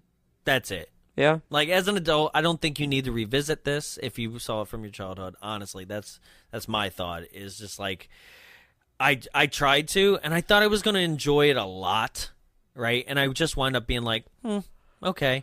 I wound up looking at my screen a couple times and stuff like that. It's another movie that, like, you can kind of get through without paying full attention to and be fine.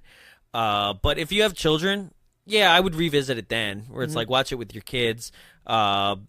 Warning, they say bitch twice for really no reason. It has no real comical effect or any real effect. Yeah, you say bitch, right? And then that's it. Yeah. Yeah. So other than that, Keep an eye out for the Netflix November. Make thank your you. votes. Yeah. So you also need to make sure that you follow us. Please follow us. Rate, review, subscribe. And give us a couple comments. Let us know. Be like, you sons of bitches, I can't believe you did Casper. I love Casper with all my heart. It's like, yeah, well, we did Tell too. us. Yeah. We still want to hear. Yeah. And, we want to hear what movies you want to do. Like, you want us to do. We want to hear. We want to hear from you. Yes. Yeah, that's the biggest part. So you can make sure that we do hear from you by writing to us at our email, contact@bombsawayshow.com. You can follow us on Facebook, Instagram, and Twitter at Bombs Away Show. We still need those subscriptions for YouTube, so make sure you search for Bombs Away Show, Slumber Party Massacre, and then you can find that video, and that'll link to our subscription, our channel, and please hit subscribe right there. Next week on the podcast will be 2001, right? Or 2000. Done. Yeah, whatever. 13 Ghosts. Matthew Lillard, Tony Shalhoub, Shannon Elizabeth. Glass house full of scary, Shannon awesome Elizabeth. looking. Let's face it, she was no Sharon Stone. She was no Sharon Stone, Sid. Scream. God. Too much scream. Oh, it's going to be heavy. No Sharon Stone. God, Matthew Lillard. But wait, useless. there's more. Okay, There's we'll not do all more, that. though. Well, Sorry. There's not more. Thanks for listening, guys. We really appreciate it. We love it. Keep the love going. Show your support. Share this episode. Share your favorite episode. If this wasn't it, share the one that is. Doesn't matter. Let us know. Rate, review, subscribe. And for Bombs Away Show, I'm Jonathan. I'm Jarrett. And can I keep you?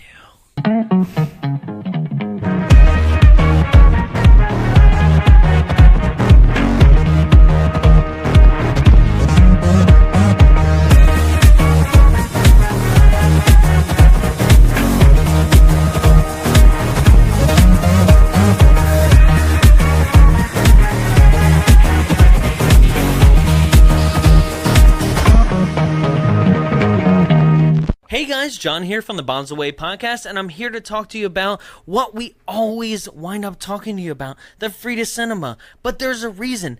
It's not only our home, but it's an amazing venue. Now, I know what you're asking. What is the Frida Cinema? Well, It's a program of the Long Beach Cinematheque here in California, and it serves Santa Ana and neighboring communities as a non-profit art house cinema dedicated to enriching, connecting, and educating communities through the art of cinema. Now, how does it do that? Well, I'll tell you. It has amazing directors series such as Martin Scorsese or Mel Brooks. Oh my God, when's the last time you saw a Mel Brooks movie on the big screen? Young Frankenstein, High Anxiety, Blazing Saddles? There's so much. Or what about Lloyd Kaufman, which has amazing films that we'll be doing on this podcast, such as Toxic Avenger or Class of Nukem High? Or how about Friday Night Freakouts presented by OC Weekly? That is something that we do here every Friday night. And we're talking about crazy sci-fi or horror or just off-the-wall things such as the 70s musical, The Apple, or how about Hackers or Lost Boys or Child's Play? These are the kind of movies that screen here. And what if those aren't your thing? What about anime? Well, we have the huge hit Your Name that just came out. Or what about the classic Akira? Yes, Akira was screened here with subtitles or without subtitles, your choice. What about, if anime's not your thing, how about double features such as Hot Fuzz and Shaun of the Dead? And you can't really be an art house cinema without getting those kind of indie feature films such as Moonlight, which was Academy Award winner, Best Film. Right here, before it was even nominated. It was right here. Or what about The Void, which is on Netflix? Or just amazing cinema, and it's all right here. For more information about the Frida, showtimes, location, everything, film and entertainment, go to thefridacinema.org. Or follow them on Facebook at facebook.com/thefridacinema. Or on Instagram and Twitter at the Frida Cinema. The Frida Cinema. It's for the filmmakers. It's for the film goers. It's for you. This has been a production of Big Bulb Entertainment, executive produced by Jonathan Young. For more media and information, visit us at www.bigbulbentertainment.com. Big Bulb, what's your bright idea?